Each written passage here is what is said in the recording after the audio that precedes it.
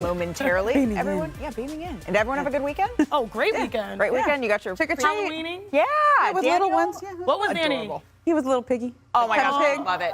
I love it. All right, diving into the NBA today, Ramona, you have an update on Joel Embiid. What can you tell us? Well, he's going to sit out of tonight's game against the Portland Trailblazers. They're calling it rest. They have a couple of back-to-backs in the next 7 days. But over the weekend, he did have an MRI on that troublesome right knee that has been bothering him pretty much since the beginning of the season when he knocked knees with Jonas Valanciunas. That MRI came back clean. There's nothing to be concerned about. But that knee has bothered him, and that's why they got the MRI, because it wasn't getting worse, but it wasn't necessarily getting better either. So it's something he just has to manage, because it's not the kind of thing that you can do anything about in the middle of the season. Got it. So clean MRI for Joel Embiid, but he's resting in their game tonight. Thank you, Ramona. So more news in the East this morning. Kevin Love, according to The Athletic, is expected to miss several games in the league's coronavirus health and safety protocols. So let's take a look at the rest of the conference now and go coast to coast on the best of October, starting with the best in the East. So 4 teams are 5-1.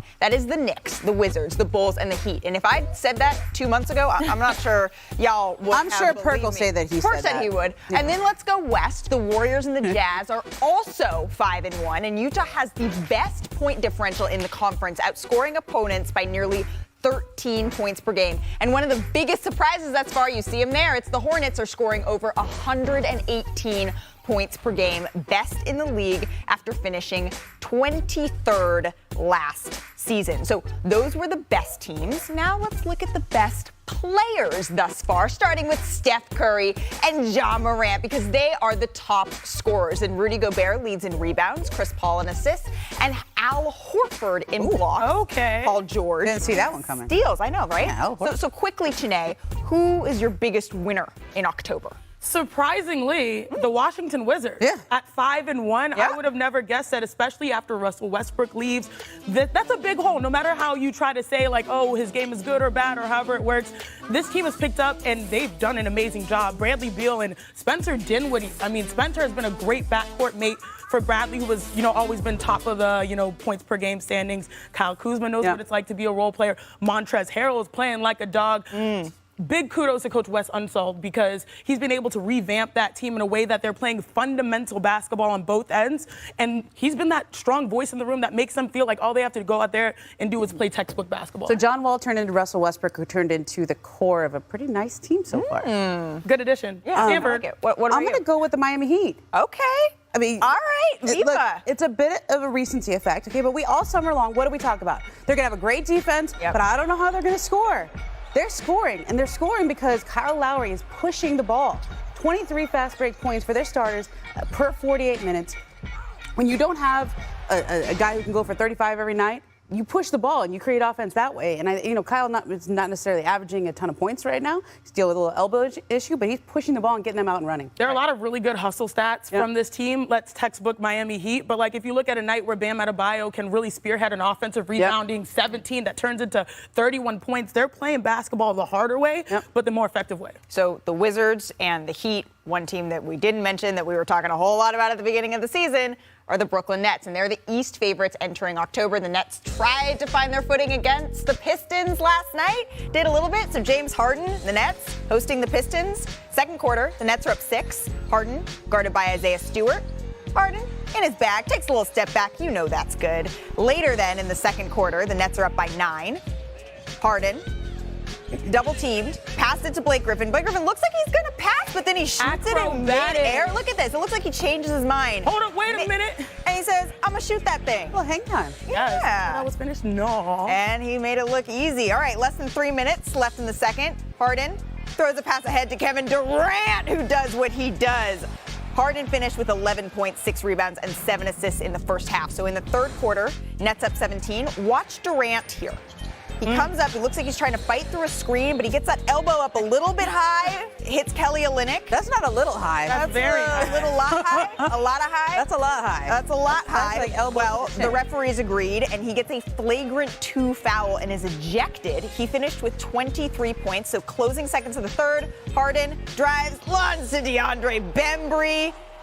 Harden had 18 points, 10 rebounds, 12 assists. It was his first triple-double of the year, ladies. 117-91, Nets win it. I think the confidence and just my rhythm and all that's coming back, simultaneously together. And it feels much, much better. I kind of knew that I was going to have a slow start just because I wasn't, playing a lot. I knew the work was going to catch up and ultimately I was going to get back to where I needed to be. Game by game, I'm just more confident, extra pep in my step, just overall, much better. So James Harden struggled getting to the line in the first 5 games of the season, only averaging 3 free throw attempts per game. But in these last 2 games, he got to the line 22 times, and the rest of his game opened up, increasing his numbers across the board. So, Shanae, how have you seen Harden flip the switch? I love it because we saw it in one game when he shot 19 free throws. And let's go to the board. Why don't you guys come with me so I can break it all down? Break it down. What I really love about James Harden is that he walks the walk and he doesn't talk the talk. He'll let his game speak volumes. So give me the tape, producer Jesse, today. This is what he was dealing with the beginning of the season. A lot of contact, drawing fouls, and getting up. He's a very durable player with the exception of last year. And he took all of that angst and everyone saying, is he okay? And all that type of stuff. And he translated it to his game. Look at how many defenders are always hanging on him, and he's realized ever since that 19 free throw game, he's got to lock in. Whether it's getting to the paint, finishing at the rim like we saw all the time in Houston, or saucing on the perimeter. James Harden's first triple-double of the year is largely because he's flipped the switch, because he heard everyone talking about him, saying you need to be more aggressive. And when he was aggressive, aggressive. He said V. What happened? Netflix is so much better, you know what I'm saying? I love it. All right, so Ramona, Harden previously mentioned how hard it was for him to train this summer following that hamstring injury. What have you heard about his route back, as Kendrick Perkins is also going to be joining us? He was rusty, coming into this, because he was not able to play basketball over the summer. He spent so much time just rehabilitating that hamstring injury. He had 2 grade 2 hamstring pulls. Okay, that is a serious injury. Just one of them. He came back to have another one. Right. He had to spend all summer just working on the hamstring. And I know you have the social media jokes, right? He was out with little babies, a fashion week. He was working hard to just rehab that hamstring. But his game, as Chene says, has so much finesse to it, has so much touch. He's such a good shooter and such a crafty player. He just needed a little time to play his way back into shape here. Absolutely, and he said that he wasn't really able to do all that much. I feel like we saw this movie before last year. Right, and I'm hoping, is this going to be the sequel? That's kind of what we're gonna have to see. I promised Kendrick Perkins. Kendrick Perkins is joining us now. So Perk, we saw KD also get ejected in that highlight. He threw a ball into the stands on Friday night and earned him a $25,000 fine. What, if anything, do you make of these instances? You know what? It's hard to say for the simple fact that, the game that he threw the ball in the stands, they actually won the game. And then even the game that he got ejected, they were up by double digits and were actually playing good basketball. So I don't want to say that KD was frustrated. I just think that, he just have, it's emotions, right? And I don't know what's going through his head. I think a lot of us really don't know at times what's going through Kevin Durant's head, right? So I don't want to make assumptions, but at the end of the day, I'm not used to seeing this KD. He's more physical. I don't know if, the Kyrie Irving situation is taking a toll with his frustration or whatever it may be, but at the end of the day, I still can't figure it out. They were winning the basketball games. They won the games. I don't understand the throwing of the ball in the stands. Yeah. Well, the Olynyk play, don't you think, though? Kelly kind of gets into it with people. That's sort of his game. He does. Yeah, I could see that, but KD didn't seem way worse. Just think about it. Battling with P.J. Tucker, it doesn't get any worse than that, right? He didn't battle with P.J. Tucker throughout the series. It's nothing that Kelly Olynyk could do to frustrate him. I don't know. I can't really tell. Well, I do know a little bit, my brother Perk. I do think that this emotional reaction right now, what are they, 2-3 or so on the season? I think that a lot of people have been talking about their team.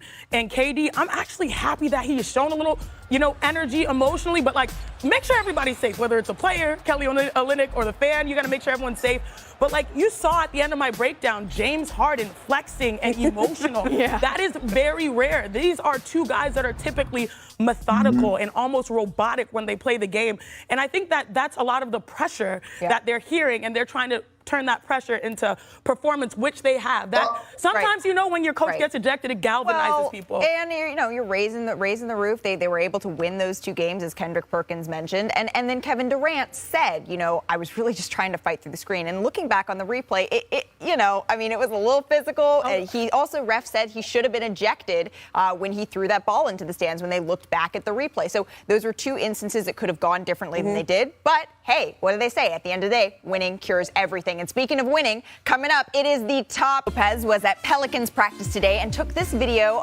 of Zion continuing his rehab from foot surgery this offseason. Zion will be out at least 2 to 3 more weeks. So, Chiney, you've been through these long rehabs. How did you manage the noise around you, and what advice do you have for Zion? Exactly. I mean, it's literally eradicating that noise. And, you know, you're going to be a part of public availabilities where people will have opinions on how you look or how you run or how you shoot. Forget all of that. You have one goal, getting back to the court and being productive for your team, and I would lock in on that. It will take some time for him to feel like himself, but I know it's tough because there's a lot of people saying, like, trying to microanalyze each and every appearance shot. Just let this young man have some time. Absolutely. And the Pelicans, they need him to come back the sooner the better, but only when he is healthy. So let's run through some of the top from this weekend's action. And first up is top handles. Let's go to Svi going behind the back. We'll start there. Oh, smooth.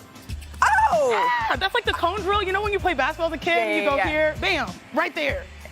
That's clean. He was like, all right, this is my human cone, and I'm just gonna, and then when you dunk, move right through it. When you dunk, you get I'm gonna move right through it. And then we're gonna also head to Chicago. DeMar DeRozan. Oh, I love this one. Jordan Clarkson. I love this one. It's easy money. I love this one because he's a king of the mid-range.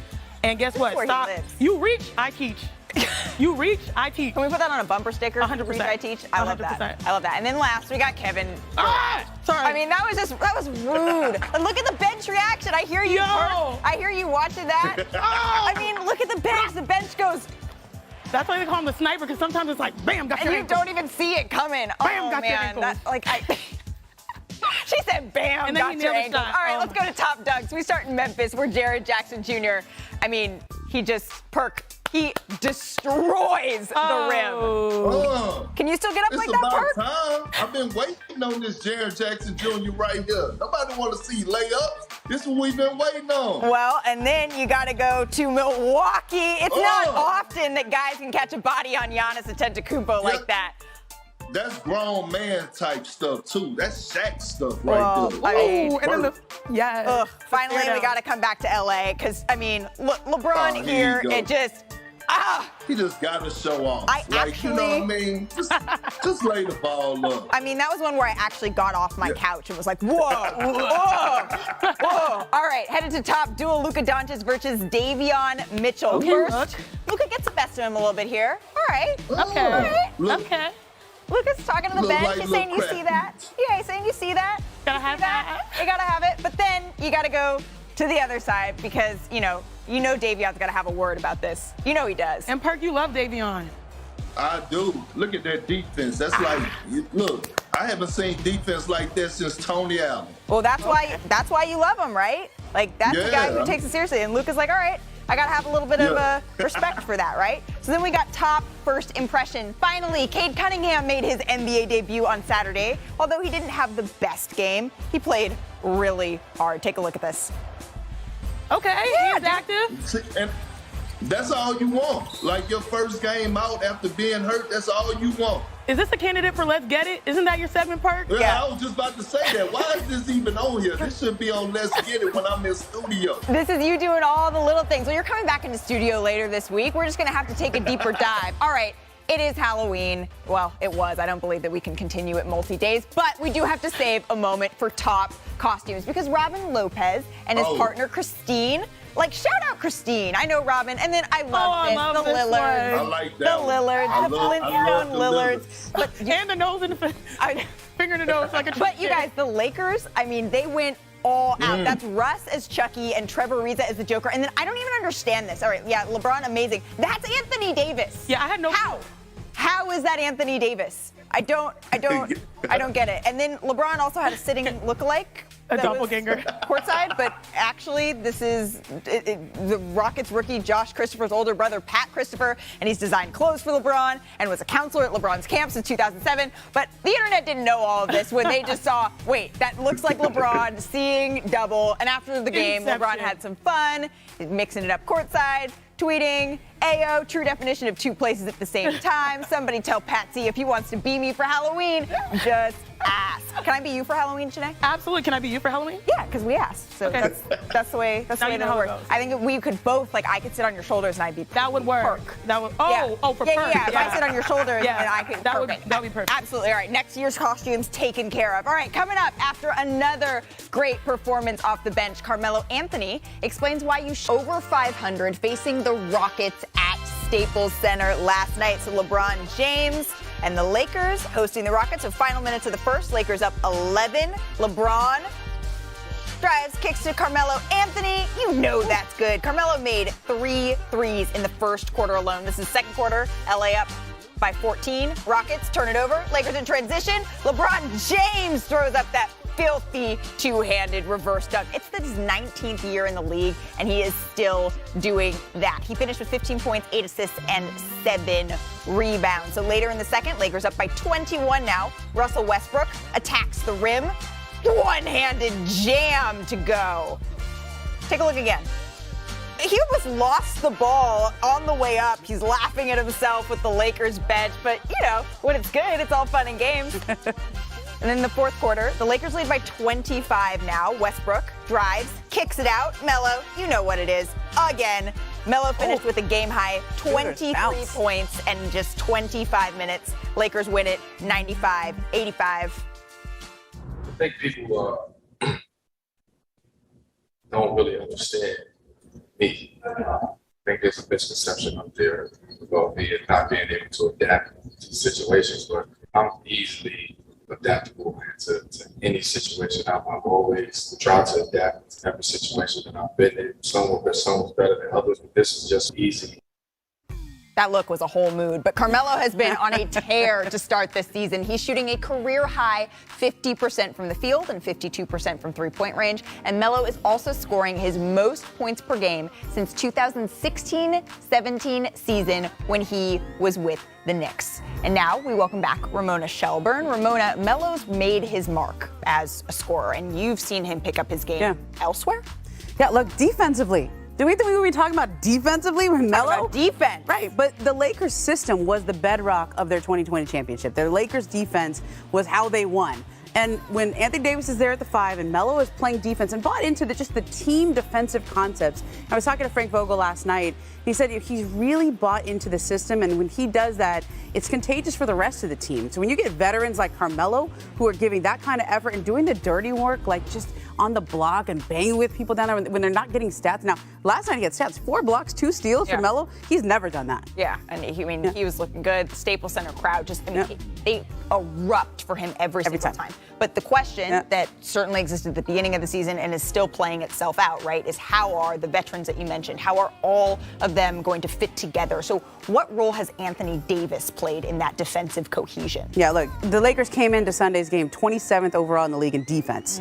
That's terrible for a team with Anthony Davis, a defensive player of the year candidate every year he plays. But they moved him to the 5 yesterday, and I think that, Frank Vogel said they talked about it mostly because of Houston's lineup, and they had an opportunity to see how their smaller lineup looked. But I think this is here to stay. They look so good. They were +8 with him at the 5 there, but that starting lineup that they had, their net rating over the course of the season has not been good at all. The least effective player in that starting 5 has been DeAndre Jordan. So I think he moves to the bench, AD at the 5. And yesterday they went with Kent Bazemore and Avery Bradley as the 2 other starters. Those are defensive guys. Those are defensive-minded players. And this is Frank Vogel saying this is how this team needs to win. We need to make our money on the defensive end of the ball because they lost a lot of their good perimeter defenders, but now they still have Anthony Davis. Well, and we saw the Lakers have some success with Anthony Davis at the 5 on that championship run they made in the bubble. I know you were tweeting about this game, but you know who else, Ramona, who was tweeting about this game? Let me guess. It was Big Perk. I know he was watching the Lakers game intensely last night, late night Perk. So I want to ask you, Perk, what does Carmelo's performance say to you? It says a lot, and every night with the Lakers, he's either going to be the fourth option, sometimes the third option, sometimes the second option, and even last night, the number one option. Look, Carmelo Anthony haven't seen this many wide open looks since Moby Dick was a goldfish, okay? And when you look at the pressure that LeBron James and Russell Westbrook puts on the defense, Melo is wide open, which all he has to do is catch and release, and that's what he does best, is get buckets. And what I'm seeing is right now, Melo is flourishing in a role that they wanted Kyle Kuzma to do last year, right? Come in off the bench and provide a spark offensively and get buckets, and that's what he's doing. Okay, so then what is the areas of improvement you still want to see, Perk, for the Lakers? I mean, Ramona touched on it, Malika. It's their defense, right? And I think I tweeted last night about why put Anthony Davis at the center position if you're not going to feature him in the offense.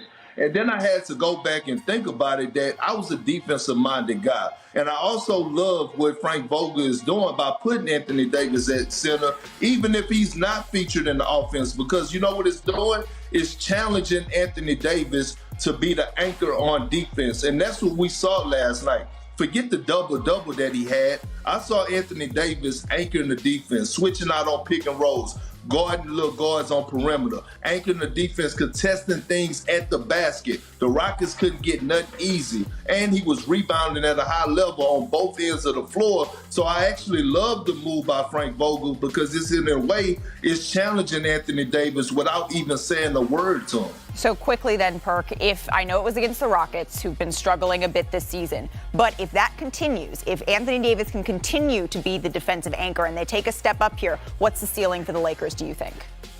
Oh, it's the championship, and we all know that he could do it, right? We saw it 2 years ago when at times Frank Vogel used him at the center position and challenged him, and he delivered in great fashion. It's all about his mindset. But if Anthony Davis is going to be the best defensive player on the floor night in and night out on both teams, the opponent and with the Lakers are going to win the championship with flying colors, and Anthony Davis is going to win his first Defensive Player of the Year award, which he could possibly win.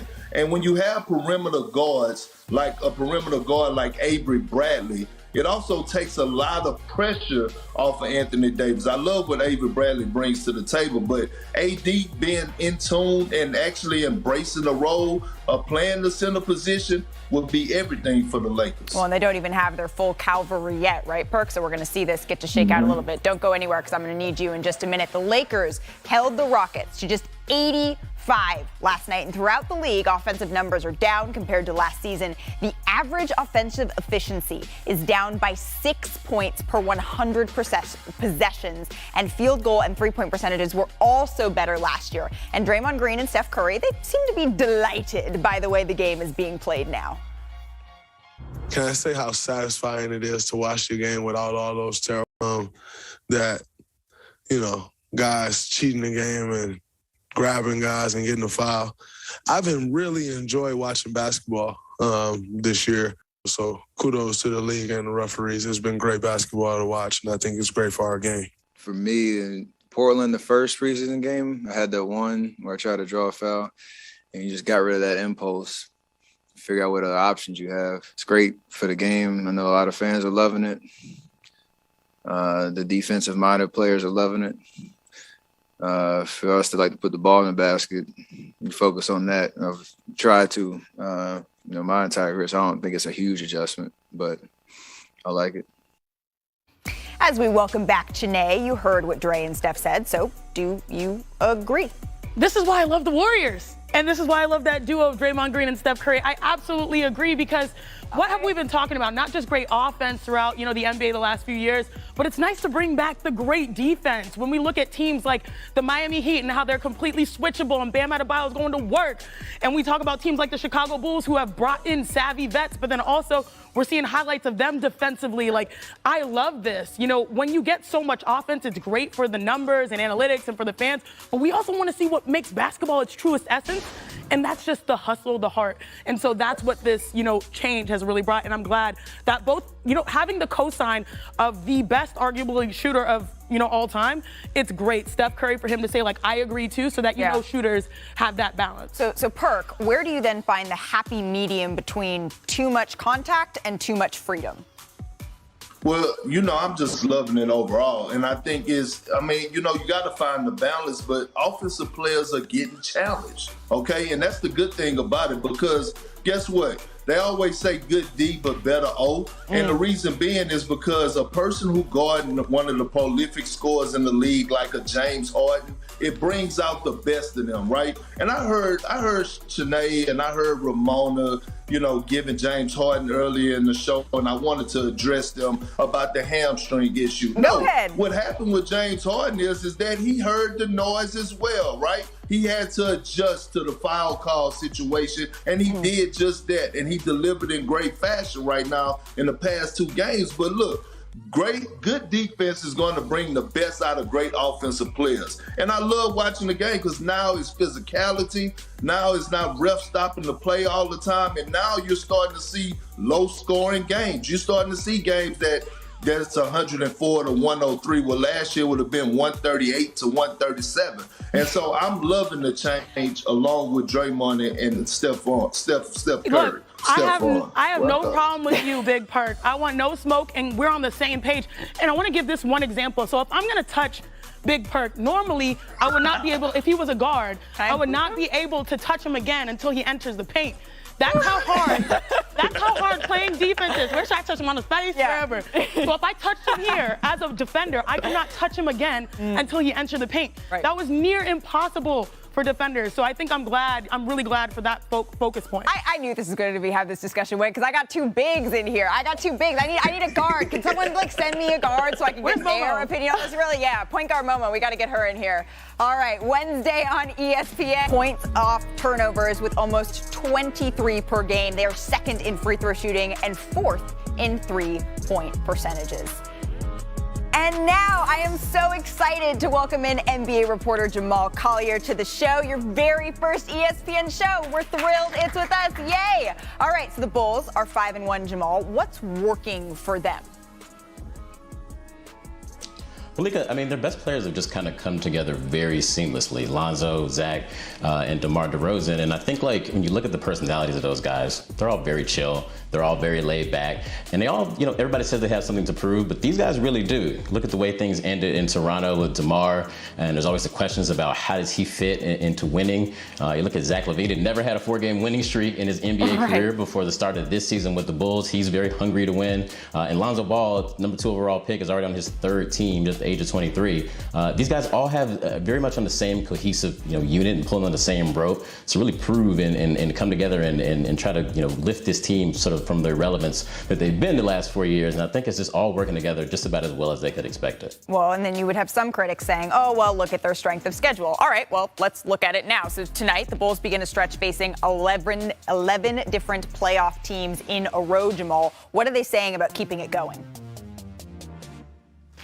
Yeah, we're going to figure out real quick exactly how for real the Bulls are. I look at back to that game against Toronto, and the game that they eked out a very close 4th quarter win. They almost gave up a 4th quarter lead back. And DeMar DeRozan was really the guy who steadied them on the court. And in the locker room, he was really disappointed just in the way that they finished that game. And I think that you only can play who's in front of you, but they realized they got to play better and they got to be on top of their game against some of the tougher competition that they're getting ready to face. So, holler at me again in 2 weeks and we'll see exactly how good the Bulls are. But we're going to get a very good gauge of where this team is at here coming up. Absolutely. We'll be hollering in 2 weeks, and we'll see, all right, how did everything shake out for them. Jamal, thank you so much for joining us. Really appreciate it.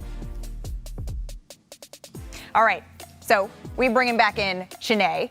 So Vucevic, Lonzo, DeRozan, they have all been with Chicago less than a season, but how are they already operating like such just a well-oiled machine? Well, the Chicago Bulls started off 5-1, and the reason why is because they're top 10 in both offensive and defensive efficiency. But let's talk about the offense. So give me my tape producer, Kwaku. All right, I know I usually go hard. Kwaku, baby! Nikola Vucevic, walking double-double, which means he attracts doubles, kicks it out to Zach LaVine, who's shooting 41% from 3. That's just great basketball, great offense. too late on that closeout, cash money. And again, when you're able to distribute from the inside out, well, check this out, a nice dribble handoff. You draw 3 defenders, and this is the beauty of positionless basketball. Your center can knock down mid-range shots. And then again, ball rotation and how they're able to move. Look at Lonzo Ball reading the defense and sleeping. Slides right up. That's the easiest shot you can get in basketball. And like you mentioned, fast break points, they're off to the races. This is the most danger zone you can have when you have a 3-on-1. Nice, tough finish right here. The Chicago Bulls have really stepped up their game. It's because they have a number of savvy veteran players that are in their prime, that are hungry and want to win. And it's working well very seamlessly.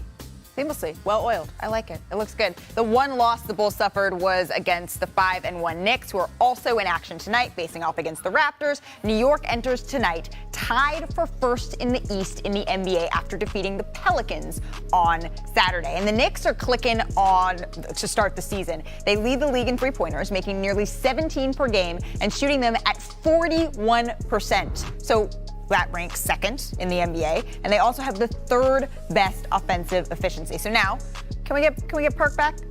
Welcoming in Perk.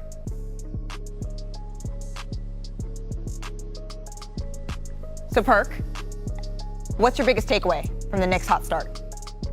Their team is no individual basketball, right? When you look at the team concept, and that's why they're shooting at a high clip from the three-point line, because they pass up good shots to get great shots. You're watching guys be happy for one another. Guys are not out there playing for individual goals, right? So you look up one night offensively, Julius Randle may have 30. The next night you see Evan Fournier have 20. Like the other night, RJ Barrett had 35. When you have a team and you have a chemistry, you have culture, like that's installed in that organization right now in the way that they play inspiring winning basketball on both ends of the floors, guess what you're gonna guess what's gonna happen, Malika? You're gonna get wins, and that's what the New York Knicks do. They get wins. They don't care about nothing else but playing winning basketball. And if you're a coach at any level around the country and you're trying to teach your team how to play winning basketball, you might want to show them the video of the New York Knicks. You might want to show them the Tibbs playbook, Perk? Yeah, for sure. Well, there you go. All right, so the Knicks have the city of New York absolutely bouncing. We're going to welcome back in Ramona Shelburne. And Ramona, from your perspective, I mean, we see the bing bong, right? Yeah. We see all of this kind of going on and this excitement, right, around the Knicks. But is this start sustainable? I actually think it is, because they're not just winning because Julius Randle's having an MVP caliber season. They're winning because they have a lot of depth this year. Right. 4 of the 5 starters are averaging 15 points a game. Then they have the bench unit with Derrick Rose averaging 12.3 points a game. And they have Obi Toppin's playing well, Alec Burks playing well, Emmanuel Quickley. Like, they have enough depth. So everything you thought you knew about Tom Thibodeau teams, where you play a bunch of minutes, the starters play 38 minutes, and maybe they wear down during the year. They have the depth to sustain this, even if they have an injury to one of their top guys. That's interesting, but I'm sure Knicks fans are sitting here like, all right, we're bracing. We want to be able to do this. Is this going to be the year that they can kind of continue and take the next step? And you mentioned it. The conversation around the Knicks this summer was, did they really get that much better? And it looks like. Well, the 2 additions that they brought in, Evan Fournier and Kemba Walker, have been really good. They've given them this they've given them this professionalism and this ability to stretch the floor to where it doesn't have to be all on Julius Randle. Right. Like those guys can spread the floor, but they also can create shots for other people. And you put Kemba and Derrick Rose out there. That's a lot of offense generation that doesn't have to come from Julius or RJ Barrett, who has really taken a step forward on both sides of the ball this year too. Well, the Knicks have been in Madison Square Garden looking fly. And speaking of fly, coming up on Eastern. So the NBA has announced their players of the month: Jimmy Butler of the Heat and Rudy Gobert of the Jazz. Perk, you like the picks? Oh, I love them. And you know what? Let me say this. I understand this is an individual award, but guess what? They don't give out this award to players that have losing records, okay? You got to be winning. And who was my dark horse for coming out of the Eastern Conference? It's the Miami Heat. Who plays for the Miami Heat? Jimmy Butler. Who's my dark horse to come out of the Western Conference? The Utah Jazz. Who played for the Utah Jazz? Rudy Gobert, okay? So, I mean, just at the end of the day, I mean, you know, I'm just here, okay? I'm just here. Okay, all right. You're just looking like a whole lot of right is what you're trying to say. What do you think? What do you think, Ramona? I mean, I can't believe you didn't, like, point out, did you vote for Jimmy Butler as your preseason MVP? Pick. I mean, Perk, every time I say that's who I vote. Oh, okay, Mama. So we're just calling people out now. Like Jimmy and the Heat, to me, if you're doing power rankings of who's been the best team coming out of the game, it's the Heat. Okay. Offensively and defensively, I think they have been it. And they're a lot better offensively already than we thought they would have been just because they're getting out and running. But Jimmy, the other night, I watched that game against Charlotte. Yeah. Wow.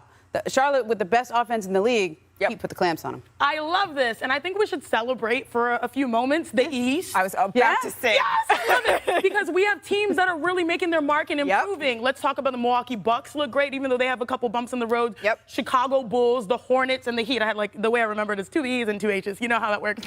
But yeah, I love what this Miami Heat team has done, getting PJ Tucker and adding them, and Tyler Hero. Like, it's just been a good start for the East overall, and I'm glad that we have multiple storylines and multiple players. Well, and when Masai Ujiri joined the show, I said, which conference, which one you got, which one's more interesting, which one's better? He said it's going to be the East this year, so we'll see. All right, Nike and the NBA released their City Edition jerseys early this morning. I have one with me, but we have all of them over here. So we have Utah and Phoenix were the only teams to not make new jerseys. Some jerseys pay homage to their team's history in celebration of NBA 75. We got this one from the Clippers. Look at this. I like this whole color scheme. Right? I like it. It's kind of clean. I like these threads. All right, Chanae, which jersey do you like the most? I need a look. Is there a way, our amazing director and producer, can I get a more look at these? Ramona, which one do you like? You know what? I always vote for the Spurs jersey. I love that Spurs jersey every time.